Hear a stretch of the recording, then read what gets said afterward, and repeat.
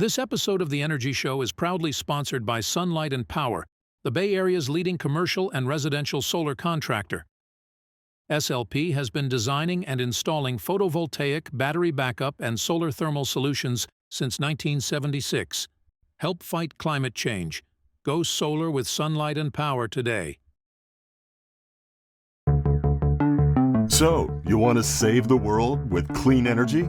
Make money doing it? Confused about the economic and technical realities of residential and commercial solar, batteries, heat pumps, EVs? Want the real-world scoop on new energy technologies, not manufacturer hype? Then tune in to the Weekly Energy Show, hosted by Barry Cinnamon. Insights from Barry's 40-plus years in the solar and energy industry will help you understand the future ways we'll generate and consume energy. And now, here's Barry. Welcome to this week's Energy Show. Now, it's my pleasure to have Greg Smith back on the show with segment 2 of talking about how to get the best home backup system.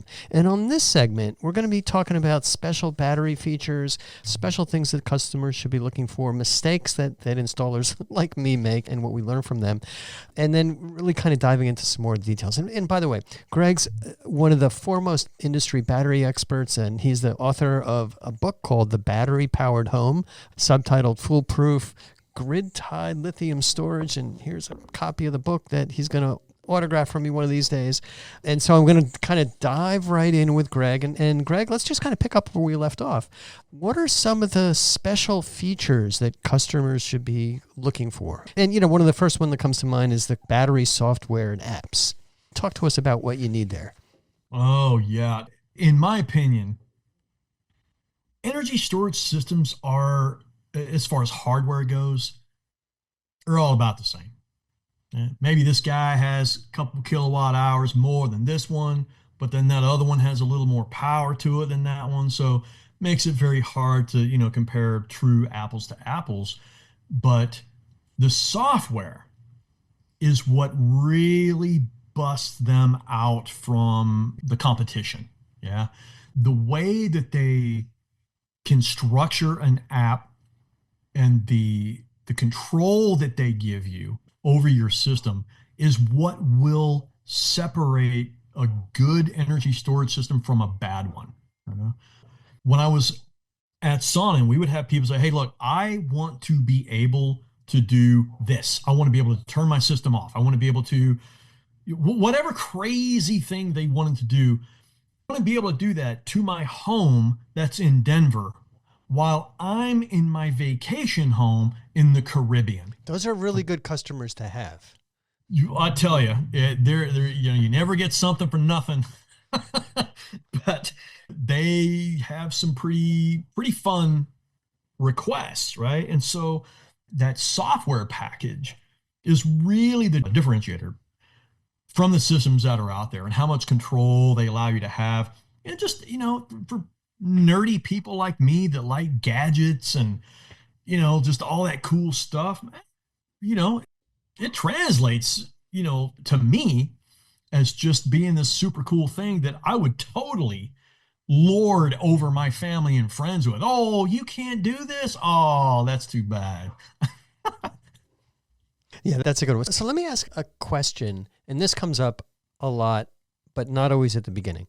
What happens if you've got your battery fully charged and then there's a blackout in the evening, and then for whatever reason the battery gets down to its minimum level and shuts off? What happens the next day? Are you out of power until, forever until the utility comes back, or does the system start up again?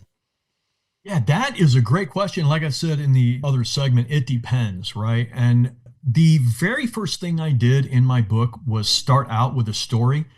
I'm an ex-Navy submariner. We're always got sea stories to tell, and I just think it makes things more relatable. And I start out with a story that exactly covers that scenario. I change the names. I never want to tell on anybody, but it happens a lot. When the grid is down, they use up all their capacity at night. And so they're kind of left with, well, what happens until the next morning, right? And so a couple of different things. But this is true for almost every storage system out there, once you hit this minimum level, and the battery manufacturers will not let you drain that battery down all the way. They always stop at, say, 10% or 7%. So you're not going to drain it all the way down, normal operation. So you mentioned the guy with the CPAP in the previous segment. So what would happen is you would be without power, you would be without lights, and don't open the fridge. But what would happen is the next morning, the system would detect that there's sunlight, and this is, the grid is still out.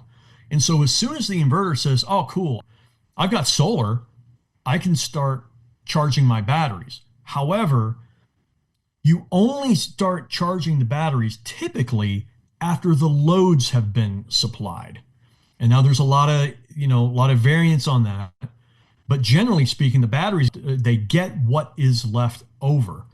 We could talk about AC coupled, DC coupled systems, but this is where a DC coupled system really shines because it can kind of prioritize the battery a lot easier, right? So I tell people, look, if your system stops in the middle of the night while the grid is down, when you get up in the morning, you need to turn stuff off, and you need to let all of the available sunlight go into that battery. And like these people in California that were without power for 7-10 days, because of wildfires or PG&E, just, hey, the wind's over 35 miles an hour, so suck it up. We're turning the power off for a week, right? That is when your load management really comes in. And the best advice I ever got, and it was for an off-grid, but it's true because we're seeing these grid tied outages happening more frequently.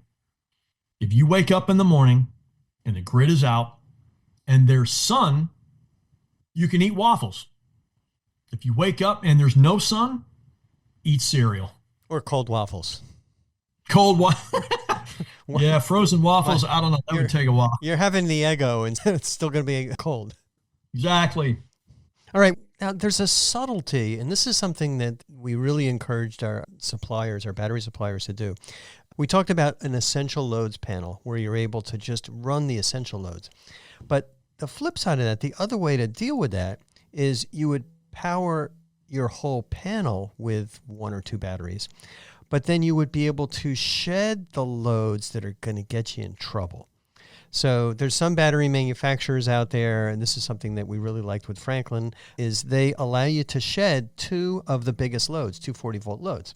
So when there's a blackout, the system's smart. It says blackout up. I'm turning off automatically the air conditioner and the car charger, or the air conditioner and the pool pump.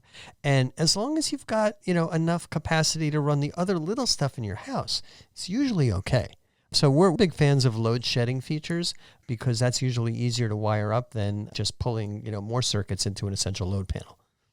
Oh man, I cannot believe how the technology has made load shedding so much easier than when I first came in this industry. Of course, it was all lead acid back then, and load shedding back then was like, oh, okay, I'm just going to go get a relay from Radio Shack or something, and you had to have a friggin' electrical engineering degree to figure that stuff out.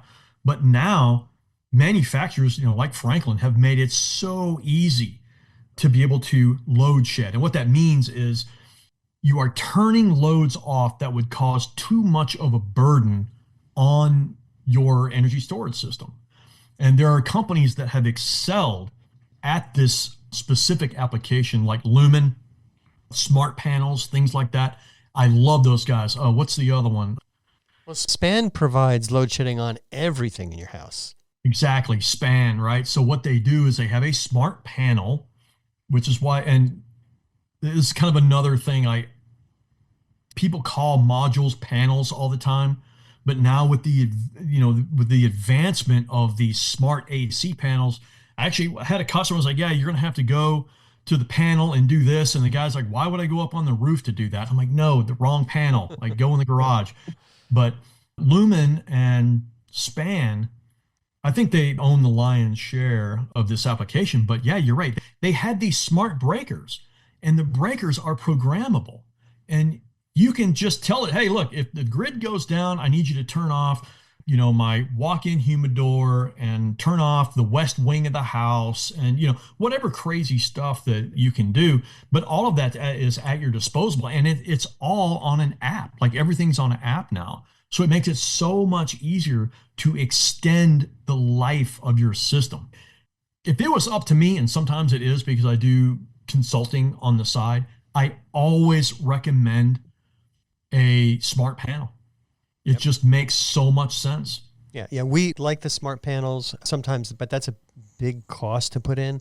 But that's why we like the ability for people with a Franklin, or some other companies are starting to do this, where it's kind of built in, where if you put in a Franklin system, you can automatically shed two of the biggest loads, put in two batteries, whatever. And that's usually the most cost-effective way to go for customers. And it's built in. You don't have to buy a separate panel.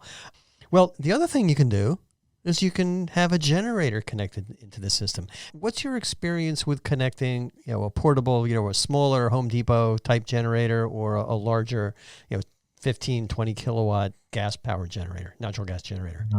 Well, I've got a lot of experience with that.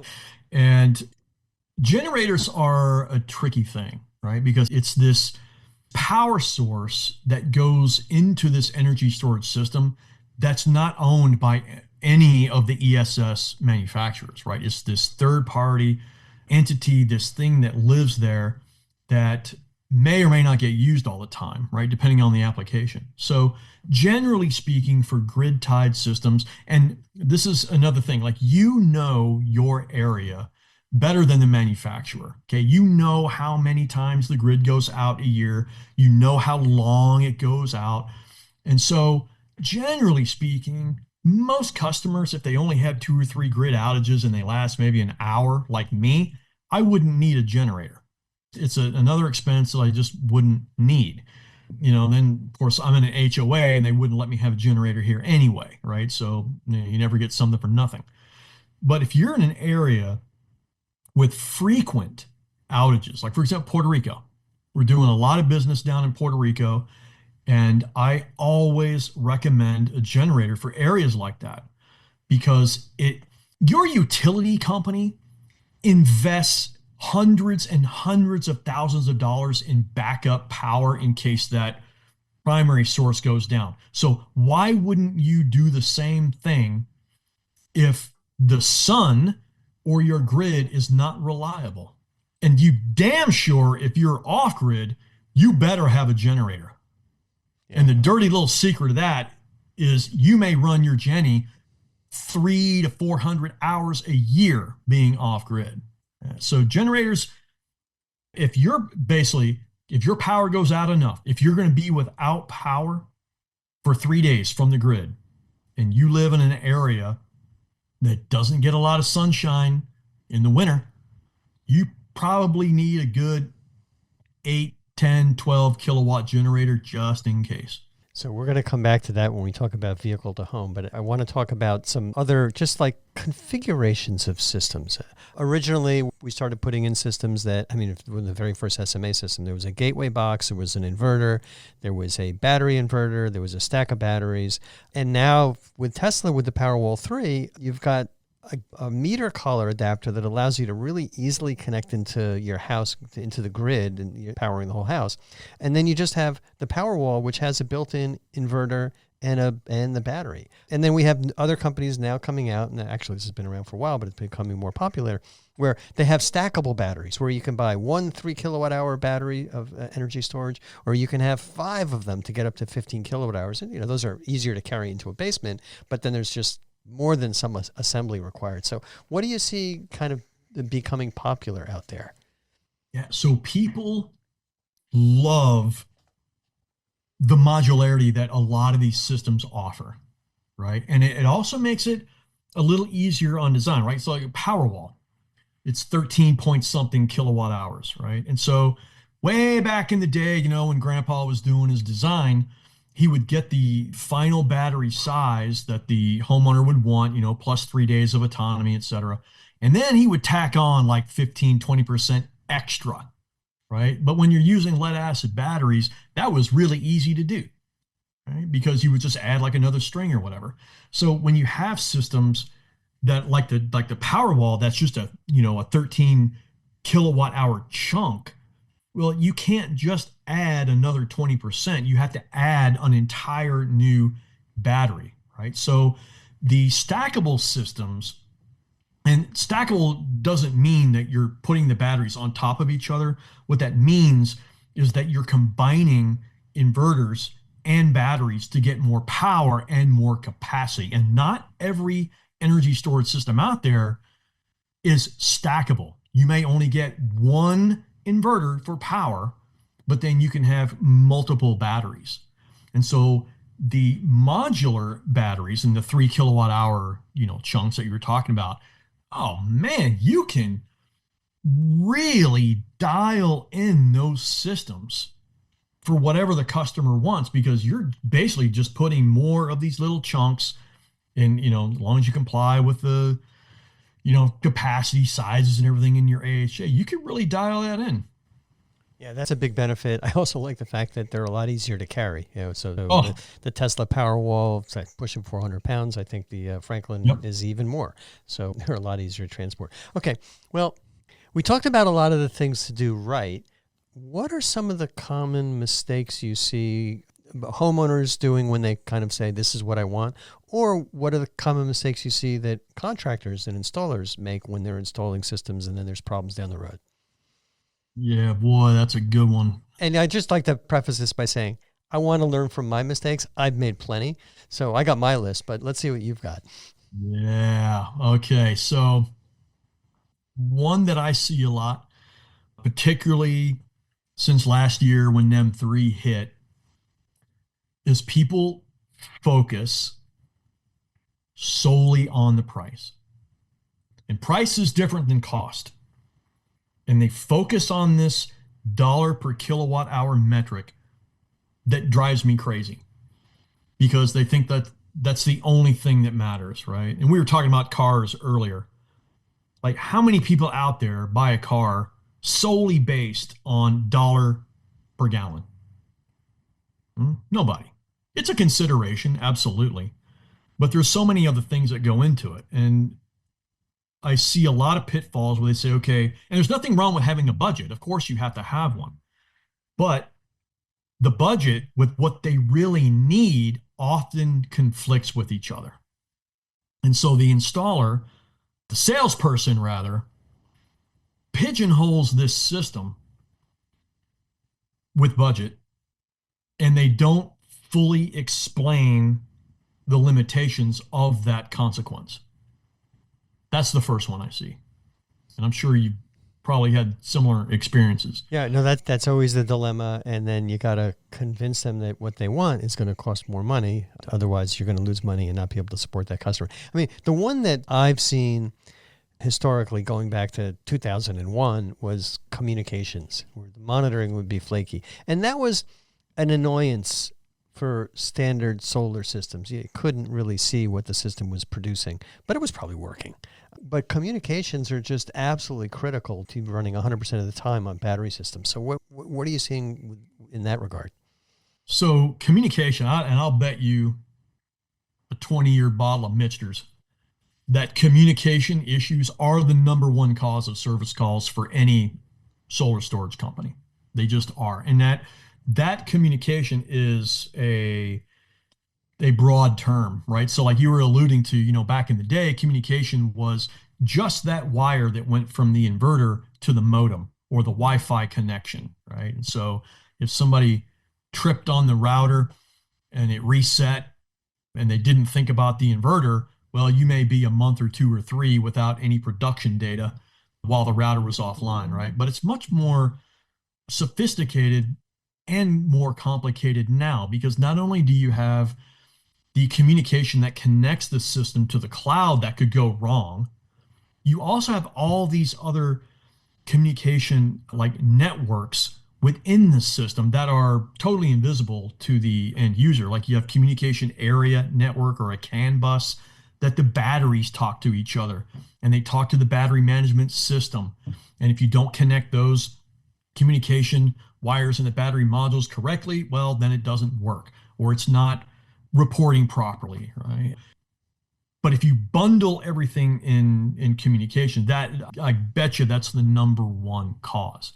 The other thing that we see a lot, that I've seen a lot over the years, is people just don't understand how these systems work. You mentioned Enphase back in the day. I was with SMA when that happened, and I didn't have a real, even a broad understanding of what module level data did, right? But I knew that having that module level data is a blessing and a curse, right? You could see everything in there, but then the homeowner could see everything in there.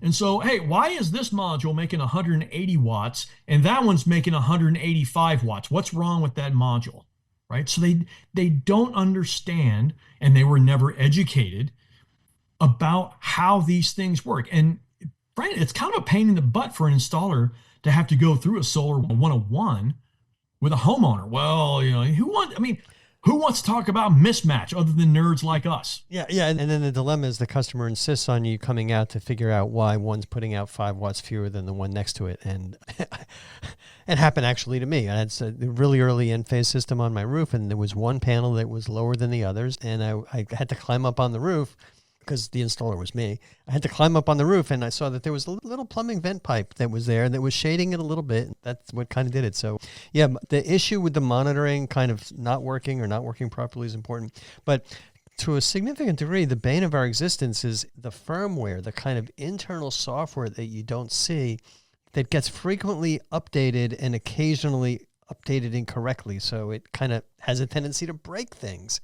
And I've seen manufacturers that, made really, really good hardware, but if their firmware and their update process wasn't really good, they had customer satisfaction issues in the field. Oh yeah. I mean, there's horror stories of companies bricking entire regions of their product. Ooh. Oh, shoot. We pushed an update for Europe in the United States and it just bricked everything, something like that. Wow. And you're right. And my thing is, man, if it ain't broke, don't fix it. But I understand there's product enhancements that come out, and you have to be able to, to reach your customer. And matter of fact, almost every energy storage system provider requires internet connection for those software updates. Well, just, an example of that is we're getting a lot of calls from SunPower system owners that had I forgot what their battery was called, some name starting with an A, but the battery box is still there, but SunPower is bankrupt, they're gone, and there's nobody running that software, so their battery system doesn't work. Their solar panels on the roof will still work, their microinverters will still work, but the battery system is just completely bricked because there's no intelligence left to help communicate. Yeah, and that's another great thing that you bring up. And the battery management system it's the brains of that battery, right? It tells a battery how fast, how much to charge and discharge. It's looking at all the safety features. It's monitoring the health of the battery, just like your phone, right? We all have smartphones now, and your phone behaves the exact same way that an energy storage system would, right? Like your phone does not like to be left on the dash of your car in the summertime. It doesn't like to be cold, right? And so these things behave the same way. But if that battery management system is junk, then that causes a whole nother set of issues, right? Like that can actually affect the physical structure of the battery. So, it is a buyer beware. Like any second year electrical engineer can create a battery management system software like that, or any kind of engineering like that's not a big deal. But can you do it safely, right? And so people want to go by price, and so you never get something for nothing. And so, oh wow, I can get a really good deal on this system, and it's some company that makes a battery that you can't even read the label because it's not even in a language that you even know what it is. And you're trying to translate that, and they're probably using some junk BMS. Your system will suffer. Worst case, catch on fire. Best case, It just doesn't operate properly. Yeah. No, we've seen that, and we're very, very careful about selecting battery systems from one manufacturer that manufacturer writes the software and manufactures or has pretty much complete control over the battery, over the inverter, and everything else. Well, all right. I want to come back to one topic that I just kept putting off a little bit called vehicle to home, and how you can really back up your home on that winter day where it's cloudy and rainy or snowy for 3 days and there's no sun to recharge your system. Talk to me about what you see happening with using a vehicle as backup for your home solar system. I love talking about this now. 5 years ago, I was not a fan of EV2H. Basically, using your electric vehicle to power your home. Right? And I wasn't a fan of it because I'm like, well, why would you want to, needlessly discharge an EV that may only get 2,000 or 3,000 cycles during its lifetime, right? And that was just the left brain in me, overriding all the other things that can happen. But a good friend of mine, anyway, he changed my mind on this whole EV2H. And I'm glad he did, because there's a lot of utility in it. And it's not like you're using your car to power your home every day in like an off-grid scenario, although this guy does. It's an application that can be used in parallel with an existing energy storage system if you have it. Or if you don't have it, depending on the sophistication of the EV2H software, you can use it the same way. Yeah. So there are some things that the homeowner would have to have. First of all, your EV has to have a bidirectional charger. So if you're in the market and you want to look for one, you have to ask, does this have a bidirectional charger? And the 6 or 7 different Tesla models that are out there, only 3 of them have a bidirectional charger. So they're the only ones that would be able to do this. The Ford Lightning, I think BMW has one. And so you have to ask about that. And then you have to have the EV2H technology in your garage. You have to have this charger that allows that to happen. And then depending on what you want to do, you almost always have to have an automatic transfer switch of some type. Right? And different manufacturers call it a different thing. Tesla, they don't call it that. They call it a gateway. This sounds sexier than ATS, right? So all of these things are required for this technology. And like I said, depending on the sophistication of the app, you can set that car up to charge from the grid and then to discharge during specific times of the day. And you can even have it discharge when the grid goes down. Can you imagine? You don't even have to buy this little dinky energy storage system, stationary storage system. You could just buy an EV and you plug in and you're good to go. Yep. So this is something that is really exciting to me, kind of looking forward, looking for ways for homeowners to absolutely minimize their expenses to buying utility electricity. And one of the dilemmas is, well, you can put in a humongous solar system and a lot of batteries. But as we discussed, in the first segment, it depends so much on the home's load that your 10, 20, 30 kilowatt hours of energy storage, it still might not be enough.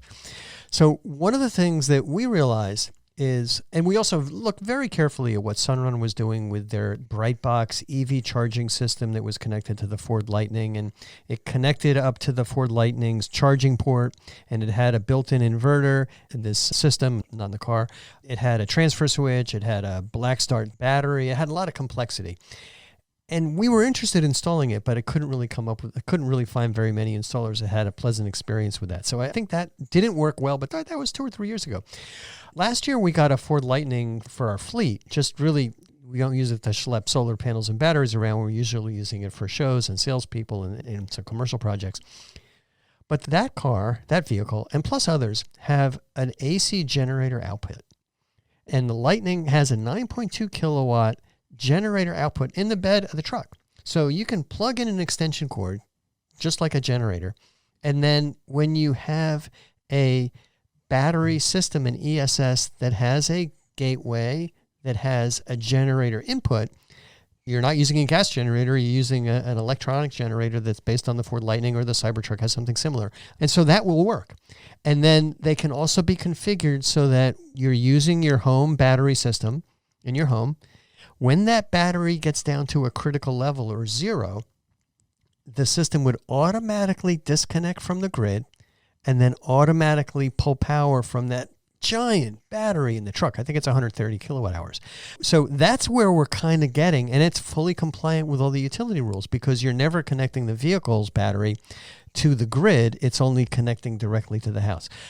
The problem is that there's very few vehicles that have this built-in inverter in the vehicle. The Cybertruck has it, and the Lightning has it, and a few others. Most of the companies are doing this where they're going to be able to use the basic car's charging port, and DC is going to come out of the vehicle, which would then go into the stationary inverter. But we're very excited about this technology.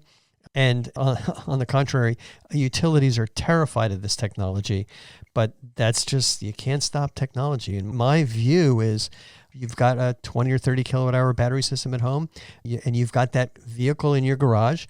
And when your battery's dead, you use that vehicle power. And if you have 3 or 4 days of bad weather, worst comes to worst, you can just drive that giant battery to a high-speed charging station, top it off, and come home. Am I crazy? I mean, how does that vision look to you? That is every nerd's dream. I'm a crazy nerd. Okay, yes, you're hitting the nail on the head. I love that. That's a term of endearment for me. If you even knew what I did here in the garage with my 3D printer Mandalorian armor stuff, you would know nerd is a term of endearment.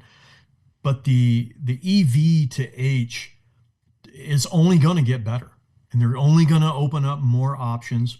And somebody's probably thinking of some redneck engineering thing that's going to even have more application than what we can comprehend now. And the one thing that I use to kind of, there's always a yeah, but yeah, you can use that thing. Yeah, you got 100 kilowatt hour battery bank, but if you don't have a way to charge that up, then what you have when the grid goes down is what you have till it comes back. Yeah. And so many people have that giant battery on 4 wheels in their garage that it's going to really start to make a lot of sense in the coming years. All right. Well, I think we're kind of wrapping up here with segment 2, and I always ask people what they do for fun, but you mentioned something in our discussion a little while ago that was a bet for a 20-year bottle of Michter's. And I remember going to a distillery called Michter's in Pennsylvania way back in like the late 70s. Is that the same place? Do they still make that bourbon there?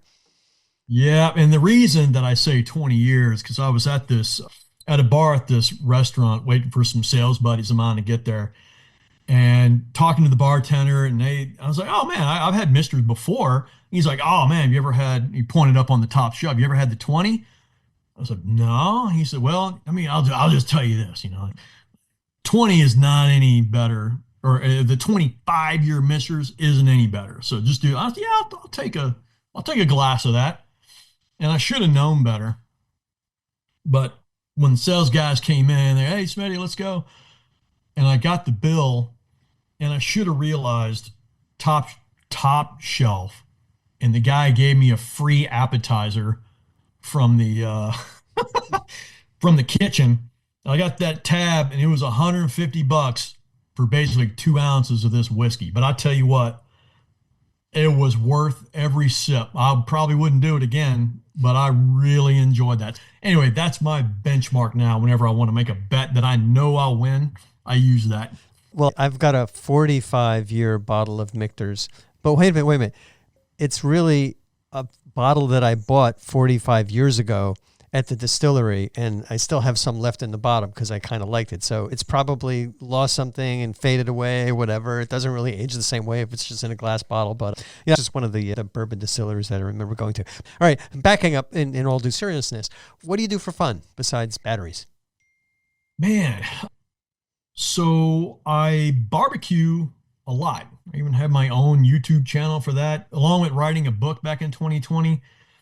I took Aaron Franklin's barbecue masterclass, and he's a big time barbecuer down in Texas, of course. And I just really enjoy that. I love sitting out there. I love babysitting a big 15-pound brisket all day. I got really good with chicken wings.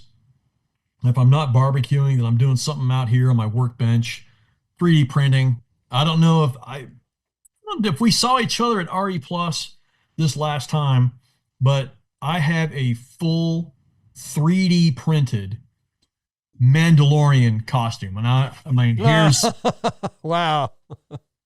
there it is. So a lot of TLC in there. So I spend a lot of time doing that for 5 hours during Halloween, and then that's about it. But yeah, play a little guitar, hang out with the kids, go camping, it's the usual stuff. Yeah, yeah. All right. Well, that's really cool. How can people get in touch with you? So I've got an author's website, was probably the best way to get a hold of me, and that's at snarkysolarguy.com. And my brother-in-law actually came up with that. He's like, dude, just use this one. It's perfect. So yeah, that's my author website. And then, I do blogs. I upload things to that. I do a lot of videos, kind of the same stuff you do, real educational stuff, kind of down to earth, like cut to the chase stuff to really educate people about our industry. Well, it's great to have people like you, for so many years in our industry and, continuing to plugging away. So that's all the time we have on this week's Energy Show. Thanks, Greg, for joining me on this podcast. And, by the way, if you're just tuning in, this is segment 2 of the podcast we did with Greg Smith. Feel free to tune into segment 1. And if you missed any of today's show, you can always go to the Energy Show website at energyshow.biz and listen to the podcasts.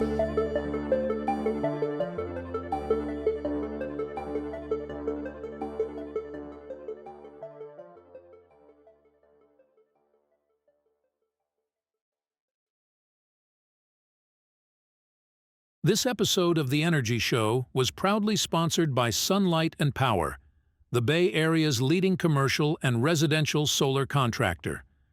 SLP has been designing and installing photovoltaic, battery backup, and solar thermal solutions since 1976. Help fight climate change. Go solar with Sunlight and Power today.